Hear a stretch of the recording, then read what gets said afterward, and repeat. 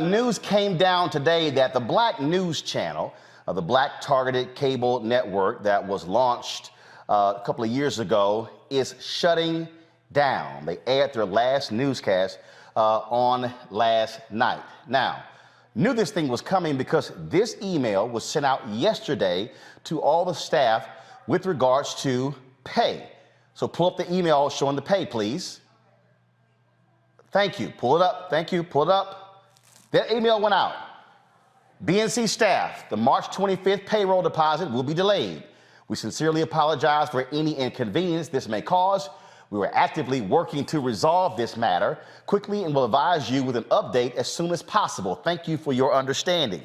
I got the email yesterday. A number of people were calling, people were texting, they were sending all kinds of different comments.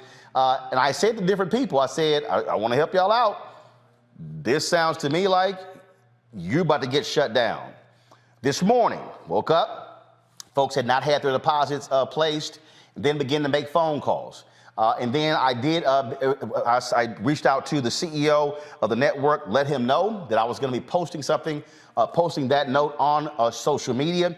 He told me, quote, I'm working hard to get people paid for the work that they've done as Prince O'Hare, the CEO of Black News Channel. That was around 11 a.m. It was a couple of hours later that, again, the Los Angeles Times broke the story saying they were shutting down.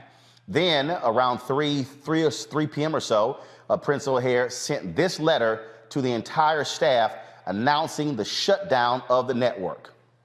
So this is what he wrote. A little more than 2 years ago, the lights on BEC's cameras flipped on for the first time. Despite the challenges of a global pandemic, we launched a groundbreaking mission to inject positive change into a news landscape that, for far too long, had underserved and overlooked Black and brown people.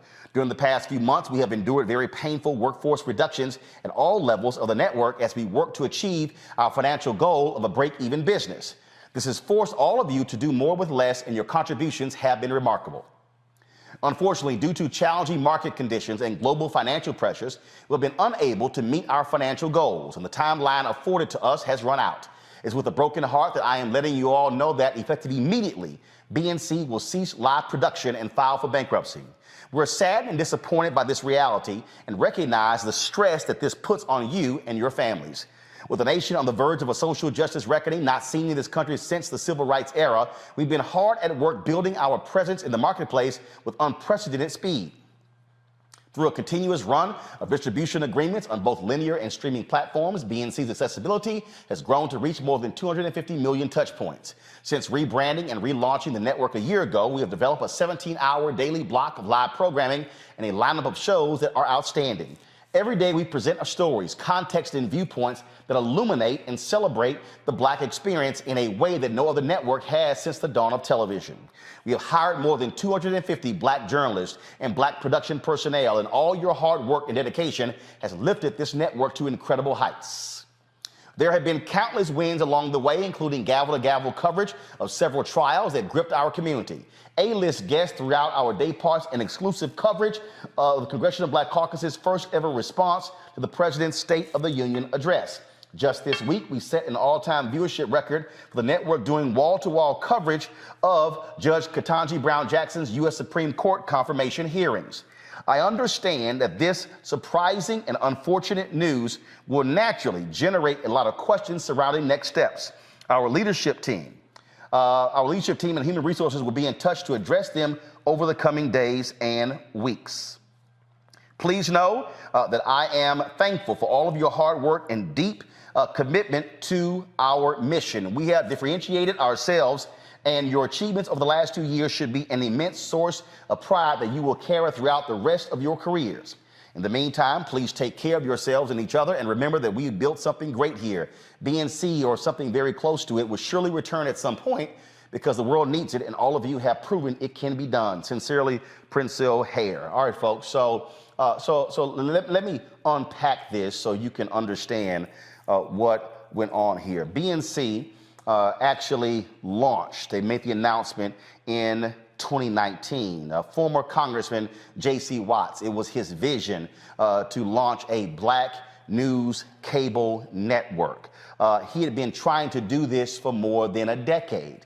And he and I communicated in March of 2018 because I'd asked him what was the state of it, and he said that investors were going through the process of vetting their financials, and then it was later that year, probably around December, when they actually began to close on it, and then they announced they were going to be launching. They kept having the date pushed back and pushed back. They didn't launch until really February 2020. But a major investor did come in, Shahid Khan, the Pakistani-American billionaire who is the owner of the NFL Jacksonville Jaguars. He came in and invested $50 million into Black News Channel, thus becoming the majority shareholder. So Black News Channel went from being a Black-owned cable network to a Black-targeted cable network by virtue of him being the majority owner. This is JC and Shahid Khan talking about the Black News Channel before they launched.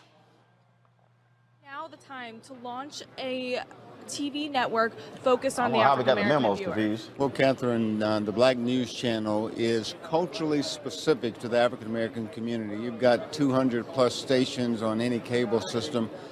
We are the one location that you can come and find out about wellness, culture, current affairs as it relates to the African American community. So we launch on November 15th of this year, and we're looking forward to creating a venue that African Americans can find culturally specific issues pertaining to them.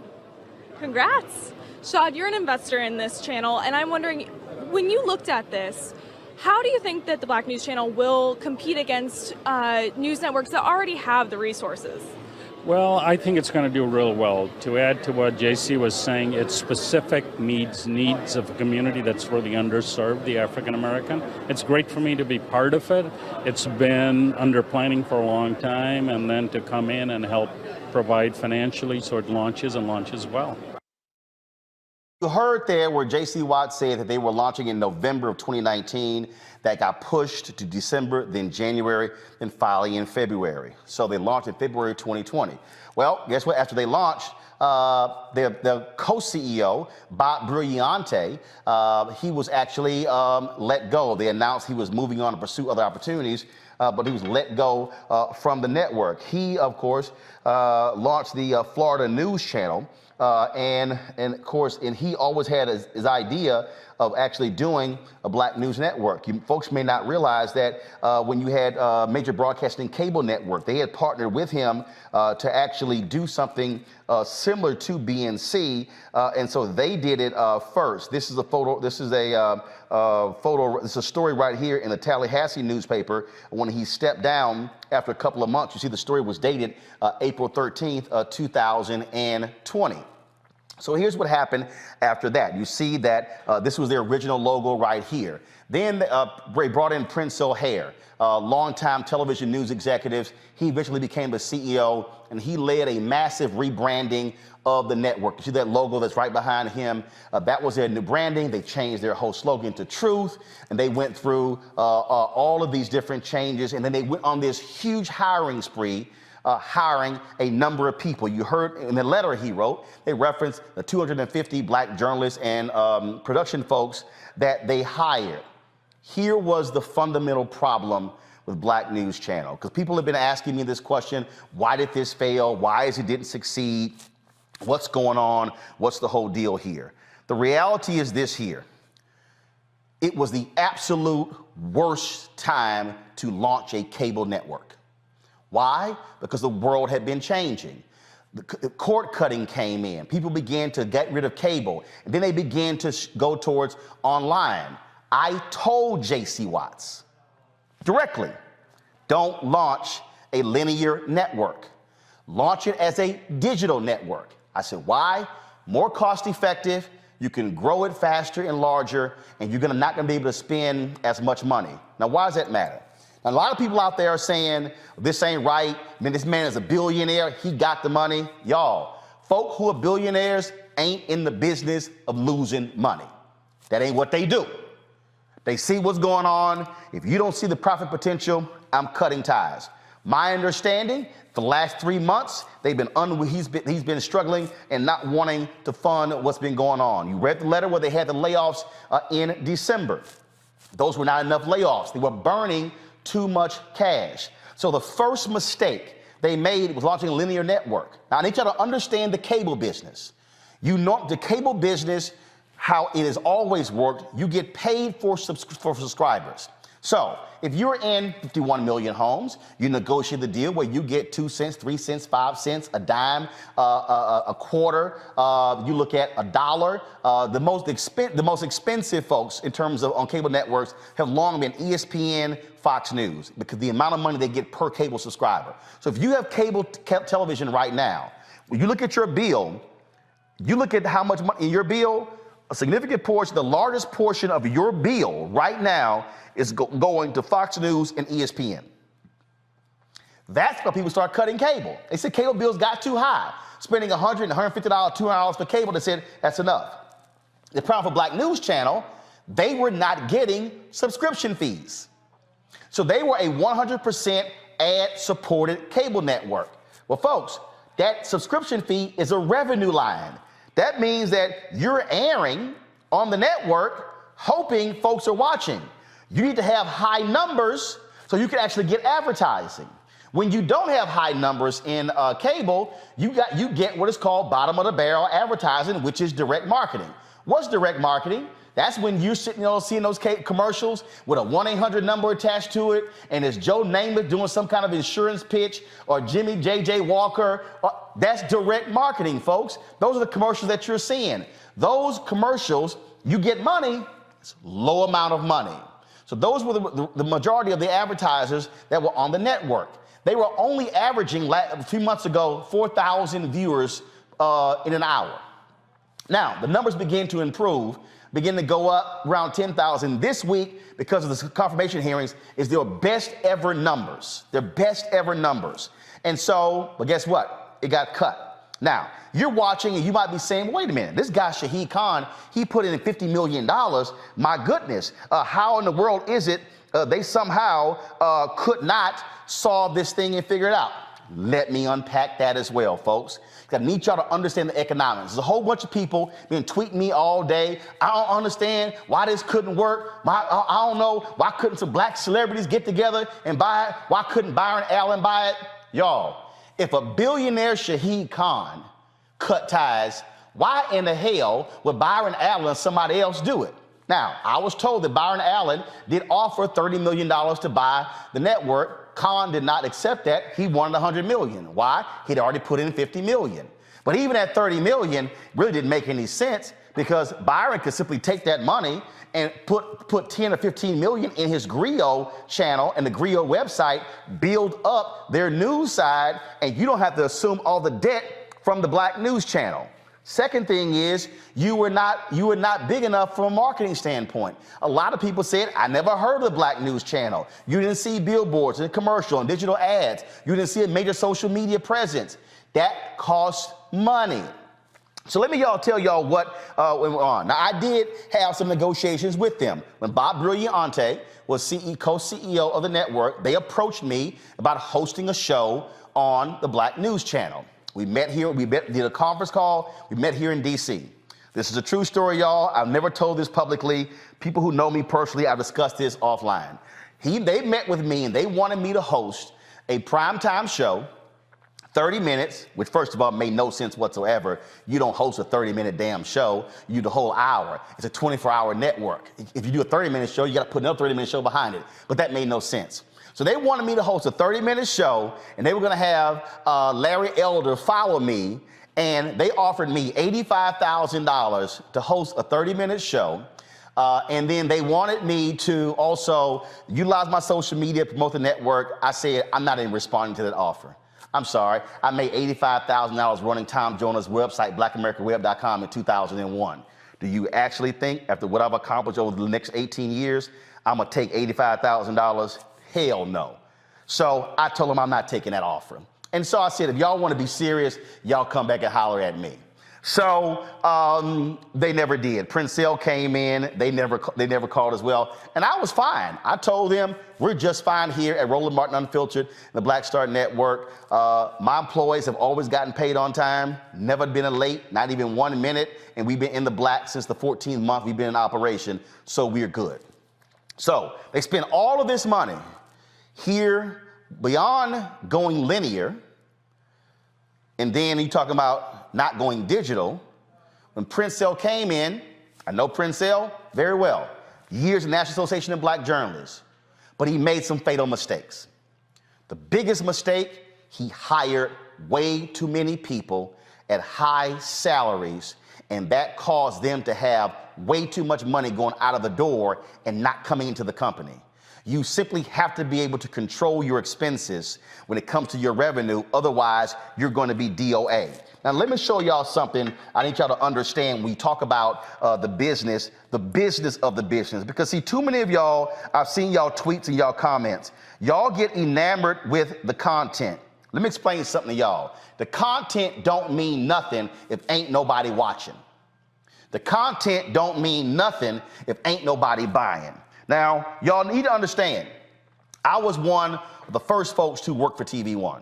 In fact, what y'all may not realize is when Jonathan Rogers met with Alfred Liggins at the cable show in New Orleans to talk about launching TV One, Jonathan had drinks with me before he had drinks with Alfred. I walked him over to his meeting with Alfred. When Jonathan closed the deal to become the first CEO of TV One, I got the phone call. TV One's name hadn't even been decided yet. And Jonathan said, your voice is needed, I'm gonna bring you on, but I need some time to do so. So let me explain to y'all something. This is how much Jonathan Rogers had to build TV One in the first 4 years. $130 million. I'm right here on my iPad. He had $130 million to spend to build TV One over the first 4 years, okay? $130 million. Now, y'all heard what I said. How much was the investment of Khan? Now, you also had other investors. So probably the total investment for Black News Channel was likely this, $60 million. $60 million. Now, you go, wait a minute, hold up. 60 million? Which means if you got a 5-year plan, bro, this is real simple. The only thing you could spend per year is that, $10 million. That's not what happened. They hired all these people. They had crews all around the country. They brought in a number of high-paid hosts, high-paid executive producers. And I understand why Prince Hale wanted to do that, because you wanted to have a strong look and you wanted to compete. But let me explain something to you, folks. Competing means nothing if you don't exist. You can look good for a short while, but it means nothing if you go out of business. Now, you might ask, well, why does that, have we heard that before? Yep. Y'all ever heard of something called New TV? New Urban Entertainment TV? Yeah, you may not remember that. New Urban Entertainment TV was a black cable network that came out in the early 2000s. Go to my pad, please. This is a story from Multi-Channel News. They survived about 3 years. They were really operational for 2 years. You had Dennis Brownlee was the founder. You had Quincy Jones was involved. There was another official who used to be with AT&T. He was involved. They had $15 million when they raised. You know what they did? Launched a news show. They covered Tom Joyner's wedding to Donna Richardson Joyner. Had all this sort of content. Here was the problem. Go back to the article. Here was the problem. They were in only 2 million households. They were spending money. Wasn't nobody watching. Y'all, guess who was one of the investors in New TV? Radio One. That's what led Alfred Liggins to say, hey, we should launch our own network. So what people need to understand is, if you do not get it, you're not getting subscription fees. You're DOA, which means you better control your cost to ensure that you're going to be able to survive. If you do not survive, then you are dead. They simply had too many people. They were doing live shots from different places that made no sense whatsoever. You have to maximize your expenses and maximize your revenue. They had too much money going out of the door, not enough money going in. You can look great, but no advertiser is going to give you money, no real advertiser, if you only have 4,000 people watching. The other thing is they didn't have deep pockets. Let me explain something to y'all. Let me pull this up so y'all can understand. Brian Roberts, who is the CEO of Comcast, said point blank on a conference call the other day that Peacock, y'all know Peacock, right? The network that NBC launched. Do y'all know, don't show it yet, but do y'all understand how much money Peacock lost last year? Go to my iPad. Last year, Peacock, the new streaming network of NBC, lost $1.7 billion in 2021. $1.7 billion.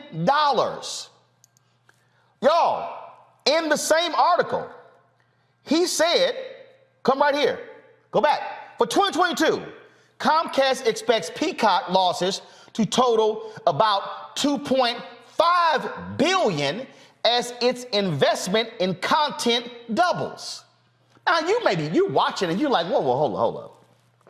Y'all lost $1.7 billion last year, and y'all gonna lose $2.5 billion this year? Y'all, they publicly traded. They market cap exceeds $100 billion.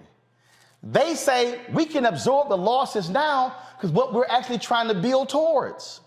Black News Channel had one billionaire who put in 50 million. This is something you need to understand. You cannot keep up with the Joneses. They were trying to do CNN and MSNBC type news. You can't compete against people who are making, in the case of MSNBC, 700 million in profit. CNN is making $1 billion in profit. Fox News is making 1.5 billion in profit. Now, some of y'all are watching me right now, and y'all are sitting here saying, oh, Roland, I feel you, but, you in competition, you hating. No, let me further unpack this for y'all who are watching. My first paid job was at the Houston Defender, black-owned newspaper. I wrote for the Dallas Weekly, black-owned news, the Dallas Examiner, black-owned newspaper. I was the managing editor of the Dallas Weekly, black-owned newspaper. I was managing editor of the Houston Defender, black-owned newspaper. I was the editor of Tom Joyner's website, blackamericaweb.com, black-owned website. I was the news editor of Savoy Magazine, run by Vanguard Media, black-owned magazine. Then later became the executive editor and later general manager of the Chicago Defender, black-owned newspaper. I produced the election special for a major broadcasting cable network, black-owned. 13 years at TV One, black-owned. 11 years, Tom Joyner Morning Show, black-owned.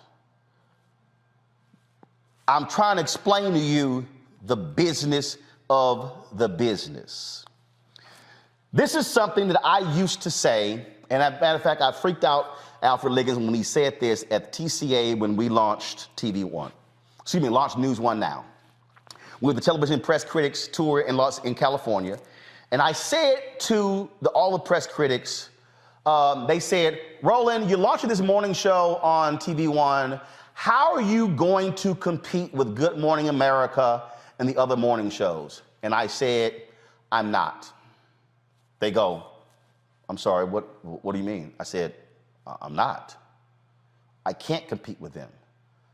The Today Show car budget is bigger than my budget.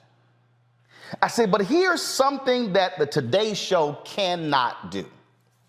They cannot out-black me. They said, whoa. And even Alfred went, whoa, I've never heard that. I said, well, you're hearing it now. When I ran the Chicago Defender, I couldn't compete with the Chicago Tribune and Chicago Sun-Times. Couldn't. They had way more money and resources. But they couldn't out-black me. See, what out-black me means is, when there's a news story, you can't out-black me. I'm gonna lock and load on that story. So you might ask, well, Roland, what should a black news channel have done? First and foremost, you should not have had programming running from 10 a.m.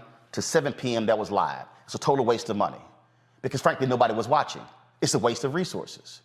Your focus should have been solely on building your primetime hours, 7 p.m. to 11. That's 4 shows. That's 4 hours. You then run those shows 2 more times in the 24-hour period. That means that those 4 shows now take up 12 hours of your 24-hour block. What you then do is take advantage of free content such as congressional hearings, which you're allowed to use by fair use, even though C-SPAN shows them, because the cable contract says they have to provide that free to anybody who wants to use it. You also go acquire very inexpensive documentaries, and you put together a programming schedule, and you methodically build your network by watching your dollars.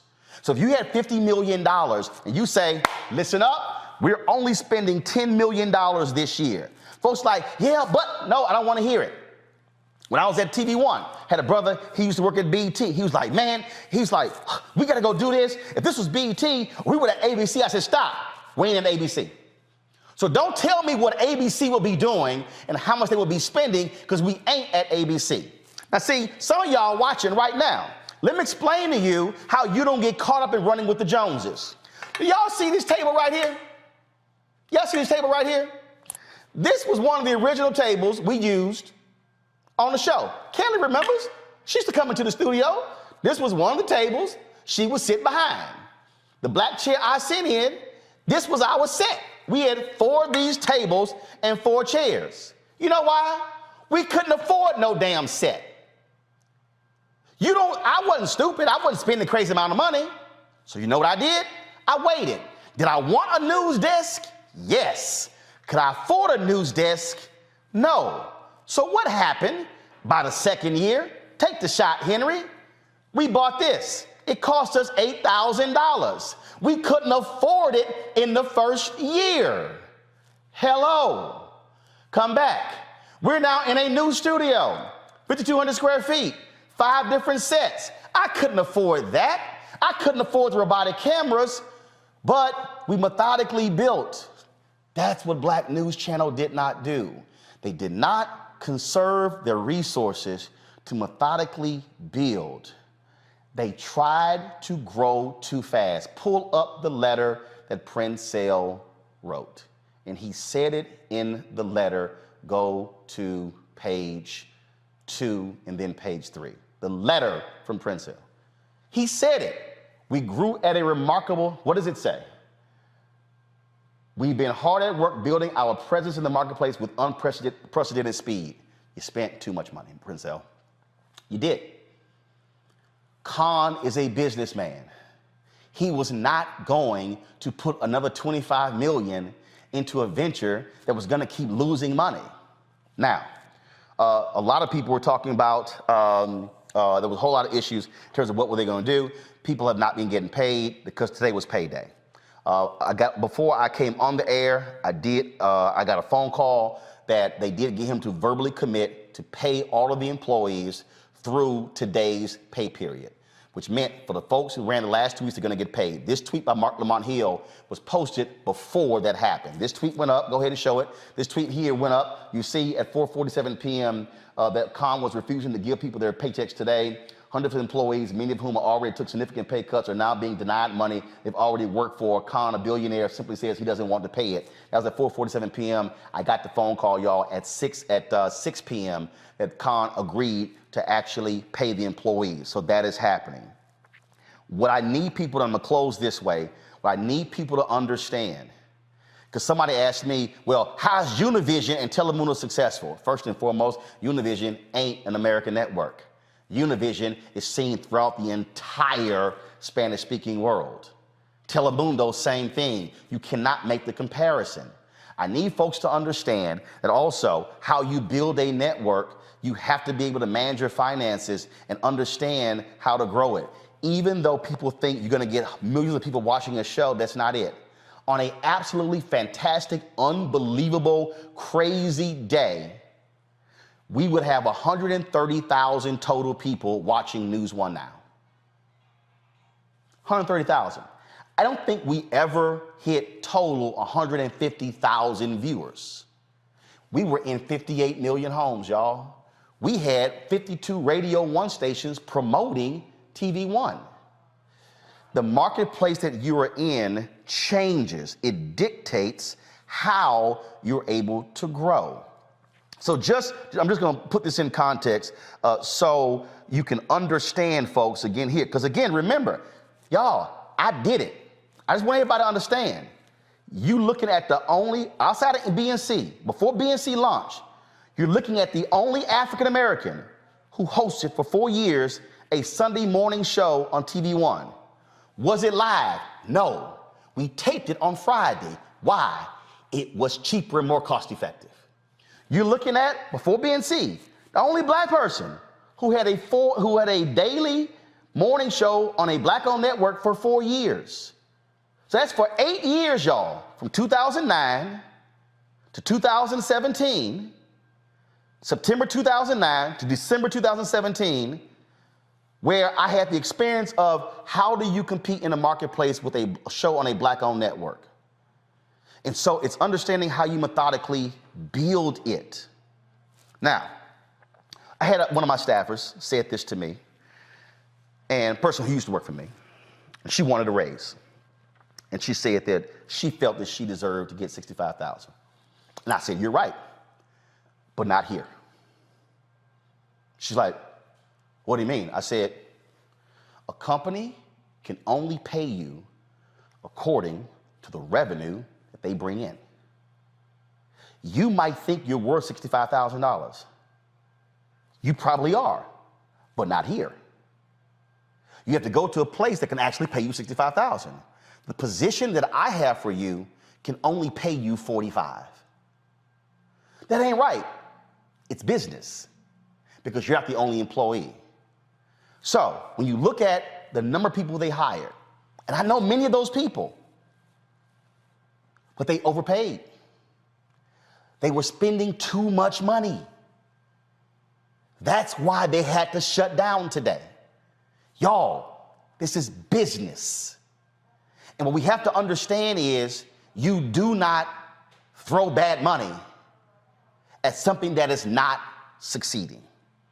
And that's hard because the idea of a black cable news network is important.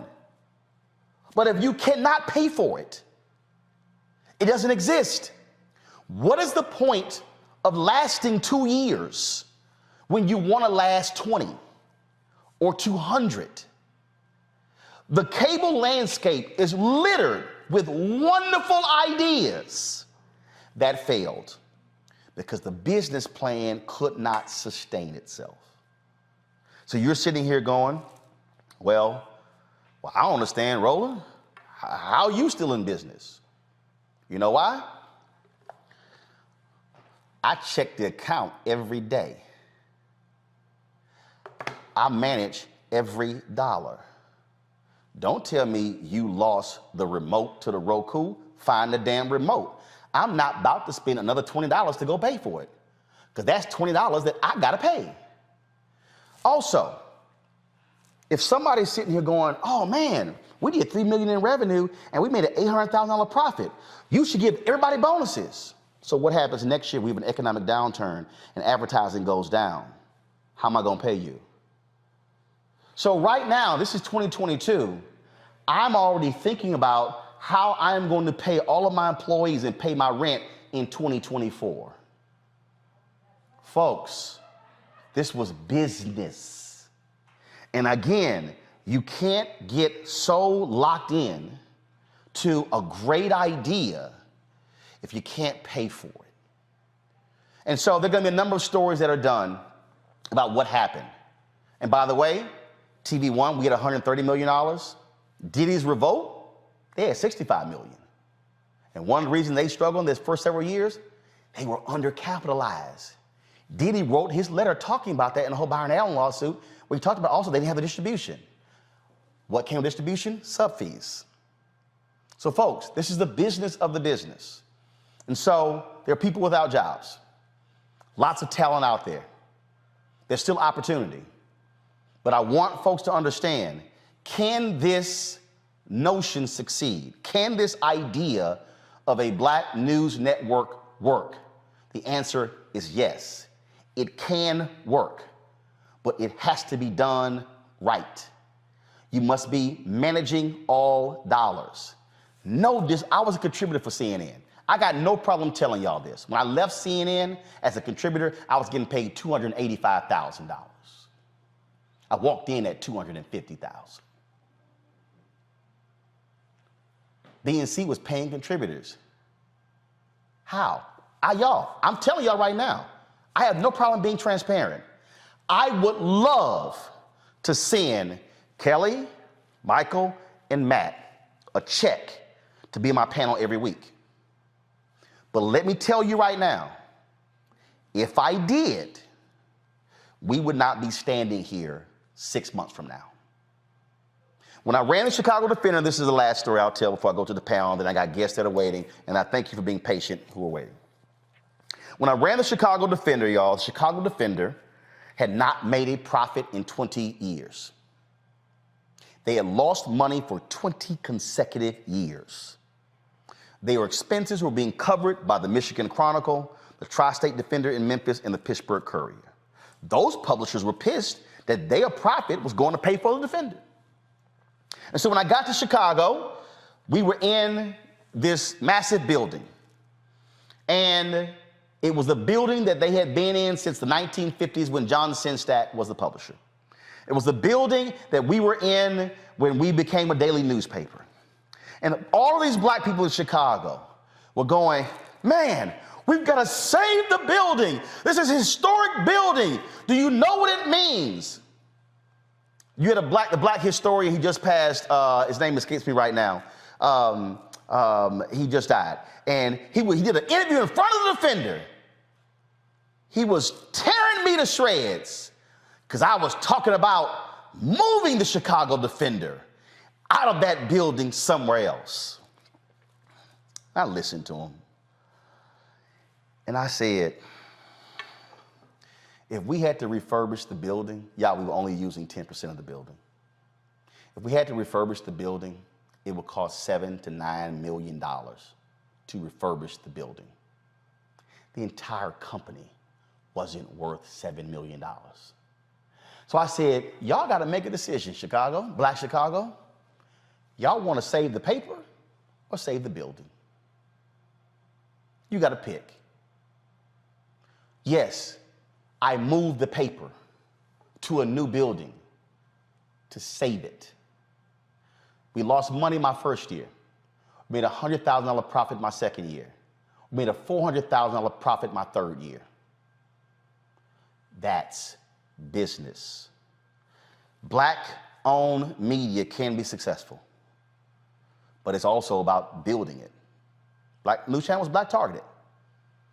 But now y'all understand, I hope, why y'all hear me talking about black-owned advertising.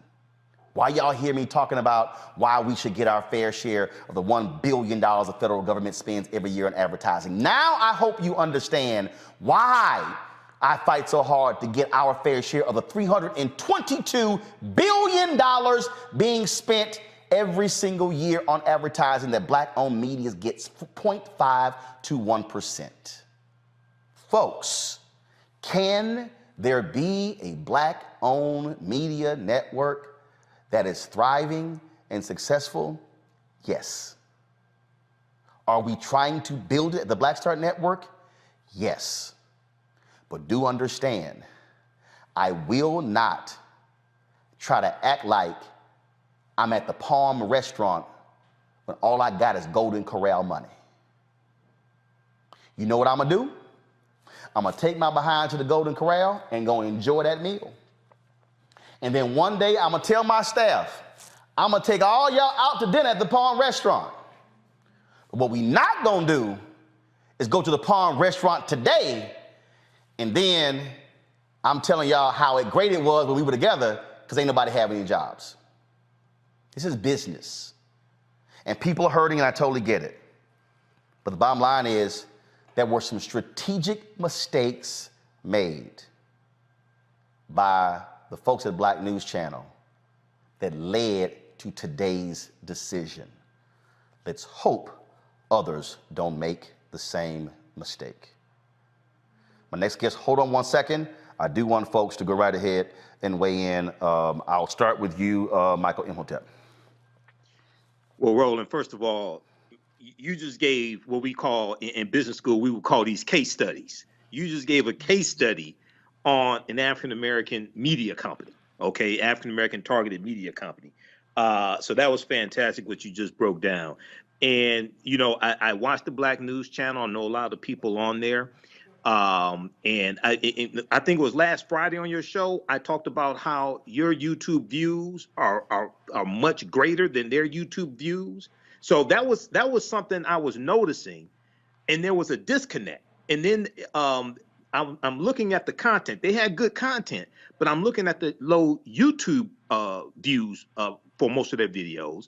Most videos don't get more than probably 2,000 views. Most of their videos. Then also, I remember it was some months ago, it talked about how out of 124 cable stations, they were like second from last, something like that. Yeah, so, second from last. They were tied with one of Byron Allen's cable networks. I think one of his cable networks. Yeah, they were averaging 4,000 viewers in prime time. Yep. You know, so I have respect for J.C. Watts for what he was attempting to do. You know, I may disagree with him here and there. I have respect for what he was trying to do. Hopefully, something, this channel, I've been rolling with you since like 2016, Roland, since I used to guest host your nationally syndicated radio show. So hopefully something else will come along. Streaming is the future. Okay.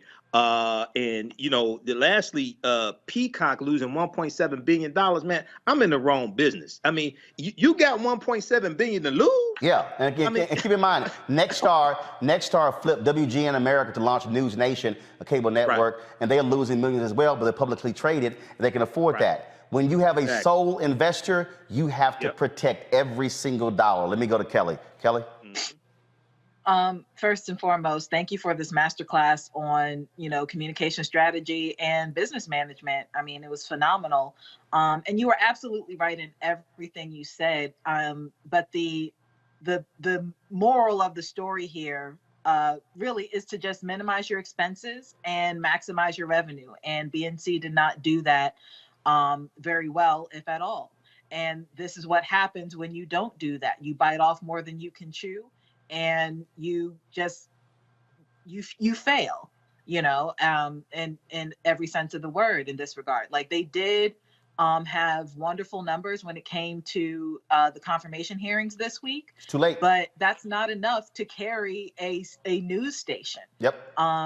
Like you said, like you need to really be cognizant of how you spend your money and stop comparing yourself to stations and networks that are decades in the making. Like CNN was not built in a day. Nope. CNN wasn't even built in 3 years. Nope. So you have to take that into consideration when you're building anything, let alone a network. They could have done so many other things that would have been far more impactful than what they did, and still would be here today had they done those things. They could have started off in YouTube.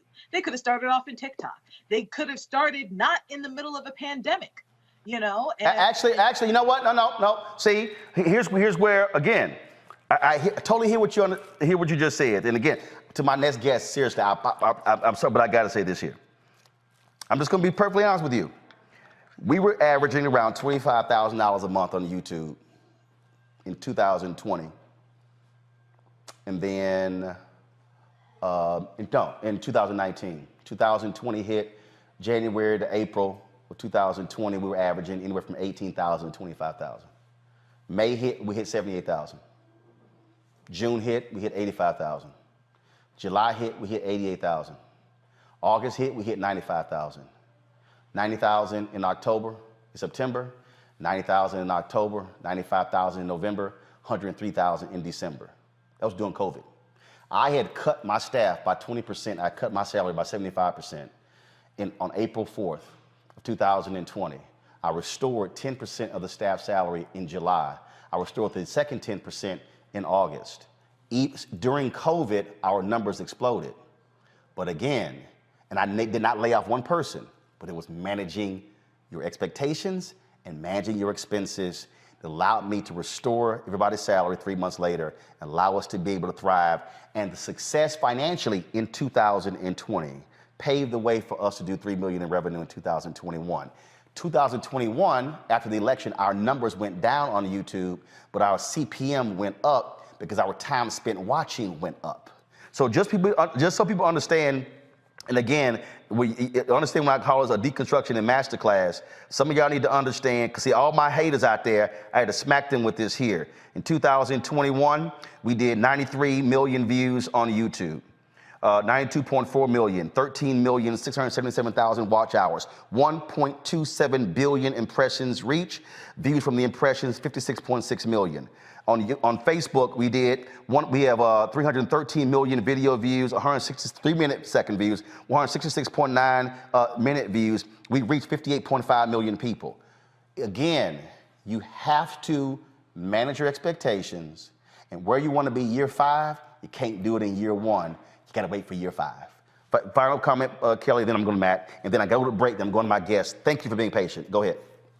No, I absolutely agree with you there. What I'm saying is, in your case, what you did was not trying to get on a cable news lineup. You know what I'm saying? So, like, what if they had done what you did in regards to a YouTube streaming format? Then again, like I said, maybe the outcome would have been different and a lot more positive than it is now. Yep. When I say like start in the middle of a pandemic, they started in the middle of a pandemic when it was oversaturated in the cable space already. Yeah. So that was my point. But should have been, if they had gone digital, it would have worked. Matt? Exactly. Matt? I don't know much about media, and I think you've covered, and Kelly and Michael have covered it more than sufficiently. All I'll say is that I hope that this has an opportunity, rather, for the Black Star Network to expand even further, because a number of the people who were on the Black News channel were great personalities and continue to give stories to our people. So I'm hoping that you, being an astute businessman, can find a way to include some of those people in your network, which is doing a very necessary service of keeping our community abreast of what's going on. Well, this is very simple, folks, and I'm just going to tell you right now, when I ask y'all to stand with us on this is important. Here's the reality. If the federal government is spending $1 billion a year on advertising, if Black-owned media gets 10% of that $1 billion, that's $100 billion.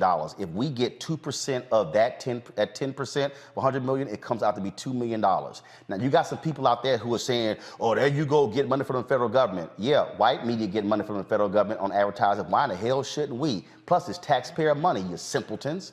So yes, and if it's $322 billion that's being spent every year on advertising, black-owned media should be getting 10% of $322 billion. How much is that? That is $32.2 billion. Do y'all understand that? That's $32.2 billion that black-owned media would be getting. If we got 2% of the $32.2 billion, guess what? We could actually have a newsroom of 250 people that Black News Channel had, and will be in the black.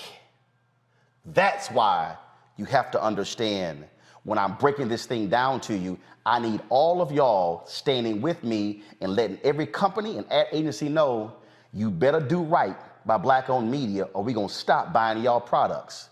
Y'all, this is how we succeed. So don't sit here and cry today about Black News Channel not existing. It's a little hard to exist when you're not getting the money. And in the words of Frank Lucas, an American gangster played by Denzel, I'm gonna get that money. All right, folks, back to our Roland Martin Unfiltered video in just one moment.